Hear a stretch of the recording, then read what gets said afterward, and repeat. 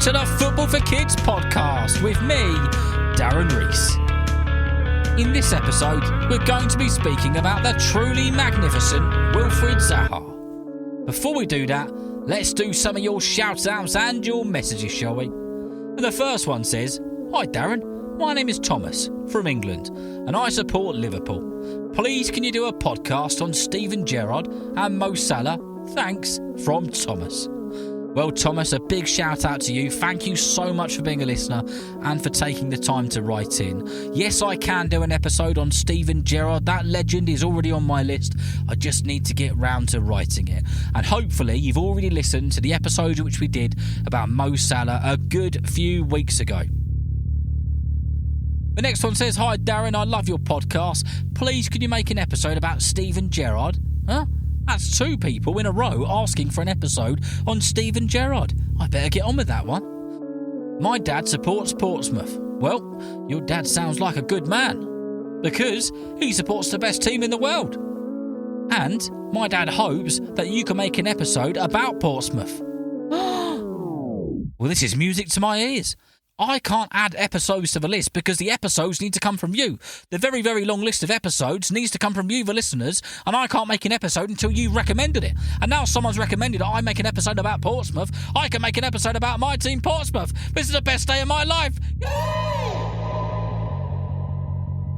Whew. Now I've calmed down. That message was from Liam in Finland. Thank you very much for your message, Liam. Thank you so much for being a listener.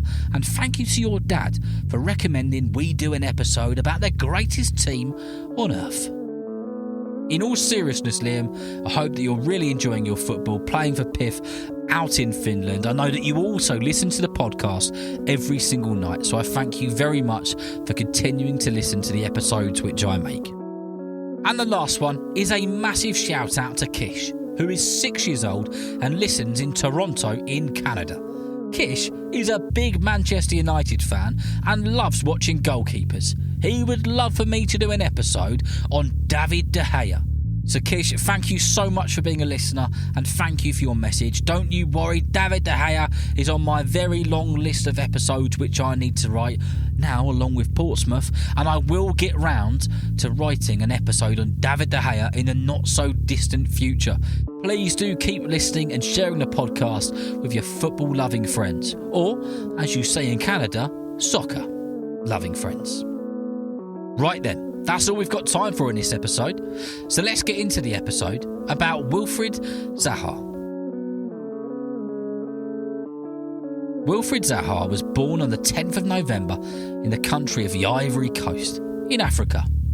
Wilf spent 4 years in his homeland, and at the age of 4 years old, his family upped sticks and made their way to Thornton Heath in South London.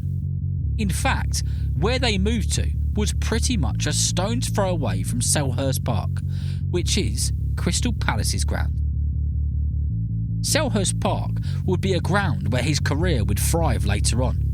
We'll come back to that, don't you worry. When Wilf was growing up, it was a busy house, as he had 5 brothers and 3 sisters. He grew up in a 3-bedroom house which housed all 11 members of his family at the time. Where Wilf grew up in the Ivory Coast, the language was French. So that is what he spoke, and that's what he was used to speaking. When he started going to school in England, he started to forget the only language that he really knew. Wilf has fond memories of his younger days. One of his memories is that his dad used to have some real rusty old cars, some old bangers, and when he used to take him to train, the cars would almost always break down. When Wilf was around 5 or 6 years old, he would play for a local team and play weekend football. After a couple of years of doing this, a football scout was watching him and realised that he was both talented and passionate about his football. Wilf ended up getting scouted and ended up playing for Crystal Palace from the age of 8 years old. Zaha worked his socks off to make sure he wasn't just a good player, but he was a great player. And at the age of 17 years old, he got the opportunity he had worked so hard for. He made his Crystal Palace first team debut. It was March 2010 in an away match against Cardiff City in the Championship. From 2010 until 2013, Wilf played over 140 games for Palace and was making a name for himself. The midfielders and the defenders just couldn't live with his speed and agility. He was unbelievable. Darren Ferguson, the son of one of the greatest managers of all time, Sir Alex Ferguson, had watched Zaha play. He'd seen how good he was. He knew he belonged in the top division with the top players. Darren called his dad and said to him, "You've got to sign this kid, Dad. You've got to sign him. He's unbelievable." In the January of 2013, Wilf signed a deal with Manchester United. A deal that meant the club had brought him for around £10 million. But there was something he wanted before he properly moved there. Wilf wanted to stay with Crystal Palace for the rest of the season. He had a lot of love for the club and a lot of respect, and he wanted to see the season out before he left. Wilf made his Manchester United debut in the Community Shield against Wigan, a game which United won, and Wilfred won his first major piece of silverware. However, the Manchester United journey didn't go to plan. Everyone involved had high hopes of it, but it just didn't work out. Sir Alex Ferguson retired from being a manager, and David Moyes took over the managerial position of the club. He didn't play Wilf, and he ended up back out on loan, this time to Cardiff City. The positive was, at least he started to get some game time. In the following season, Wilf was loaned back to Crystal Palace, the place where he'd grown up, the place where it felt like home. His first game back was a game against Newcastle away. Palace were 3-2 down, with seconds to go before the ref would blow the whistle. The ball dropped to his feet inside the box, and he hit it like a rocket, smashing it into the back of the net to equalise for the Eagles. Wilf was back where he belonged. Not too long after this game, Crystal Palace brought Wilf back, and he became a permanent player again. The following 2 seasons, he was sensational, assisting and scoring goals, playing with a smile on his face. He was a part of a 2016 season team who made it to the FA Cup final, and he won Palace Player of the Season 2 seasons in a row.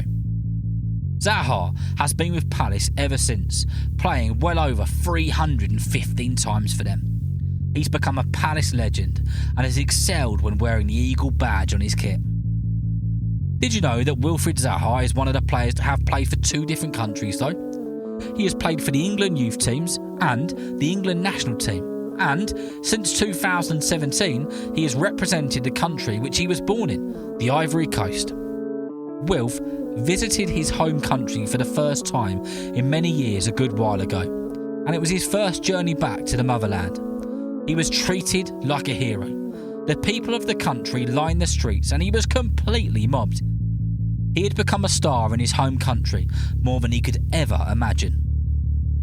Not only has Wilf made sure he's a name that will be spoken about for a very long time, but he's also, at the age of 30 now, the co-owner of a football club.